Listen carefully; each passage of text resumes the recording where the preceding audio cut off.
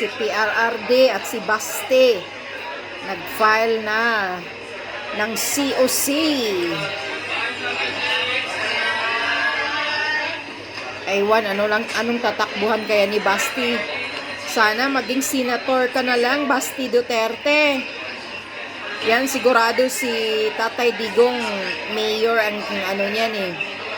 Tatakbuhan eh.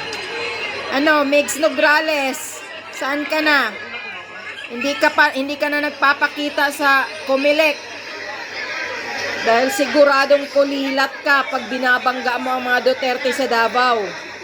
Pahiya ka. Yung mukha mo, para kang tambalos-los lang yan. Wala ka sa Davao. Putik kayo sa Davao, Nograles. Walang nagkagusto sa inyo. Kaya wag ka nang magmamayabang. Mukha mo. Nagiging party list ka or congressman ka ba? Party list? Naging retokada na yung mga mukha ninyo. Noong hindi pa kayo nakaupo ng Congress, mga mukhang dugyot naman kayo eh. Pero nakaupo na ng pagka-party list, wala na. Puro de-branded na ang mga suot. Pati mukha, retokada. Sige nga. Subukan mong tumakbo ng mayor sa Davao, banggain mong mga Duterte. Tingnan natin kung hindi ka kulilat. Nakakahiya ka. May panawagan ba ang mga taga Davao sa inyo na, ay, Nograles, tatakbo na kayong mayor sa Davao? Mayroon ba? Wala kang maririnig, Nograles, kaya mahiya-hiya ka namang babae ka sa pagmumukha mo. Ang taong bayan, ang mga taga Davao, Duterte, lagi ang sinasabi na huwag iwanan ang Davao ng mga Duterte. Dahil napatunayan nila na ang mga Duterte may mga resibo, may mga achievements, may nakita sa progreso ng Davao, hindi ikaw. Hindi kayo, mga Nograles. Ayan na, si Tatay Diggs. Daming tao, pinagkaguluhan. Ikaw, pinagkaguluhan ka ba? Diyos ko po, himod-puwit ka lang kay tambaluslos. Kaya sumikat yung pangalan mo. Tingnan lang natin, mawala yung mga tambaluslos na yan. Tingnan natin kung anong itsura mo. Siyempre, retokada ka pa rin, tsura mo. Dahil marami na kayong nakulimbat na mga pera dyan sa Congress. Magkano na kaya? Puro mga anong ginagawa ninyo dyan puro kayo mga demonyo dyan sa Congress. Mga walang kwenta.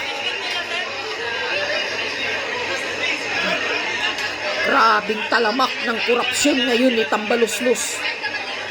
Kung ano-anong pinagagawa sa pira ng mga taxpayers.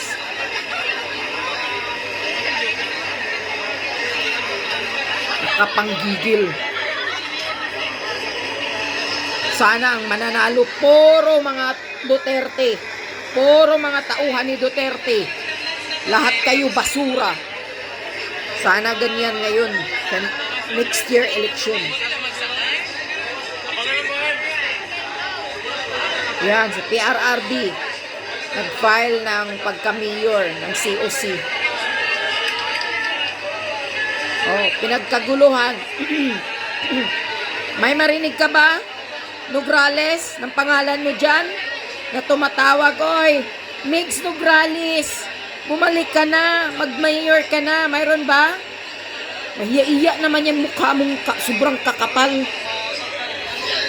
Walang hiya kang babae ka. Himod-puwit ka lang kay tambaluslos. Kaya lumaki ang ulo mo. Lumaki lang yung mga jutang ina ninyo, mga ulo, mga inutil kayo. Ang kwinta kayong mga party list dyan sa House of Representatives. House of Representatives, Steve. Yan kayo.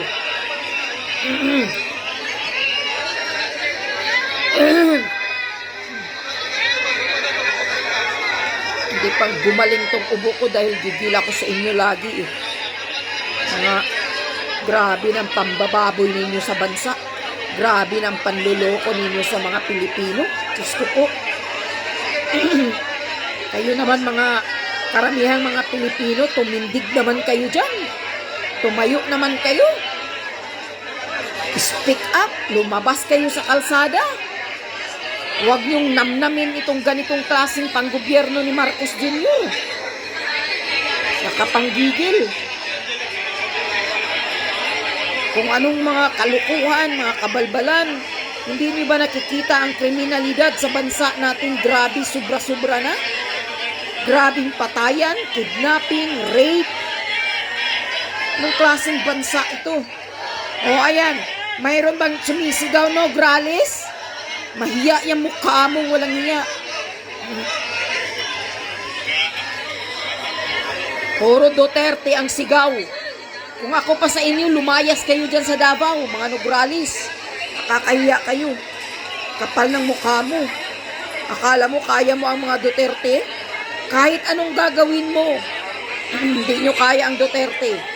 Dahil Duterte ang umaayos ng Davao simula na ang Davao magiging isang killer city, killer zone noon pa. Panahon ng mayroong mga lost kaman, mga LC, mga PC, dati, panahon ni Marcos Ferdinand Sr., na maraming mga abusado na mga PC. Mga Duterte ang naglilinis ng Davao. Mga Duterte ang nag-improve ng Davao. Tandaan mo yan, Nograles, hindi kayo. Huwag kang sumakay sa kagandahan ng Davao ngayon. Mahiya-iya naman kayo, buong angkan mo, Nograles. Mahiya-iya kayo. Kahit anong gagawin nyo, hindi nyo kaya ang mga Duterte.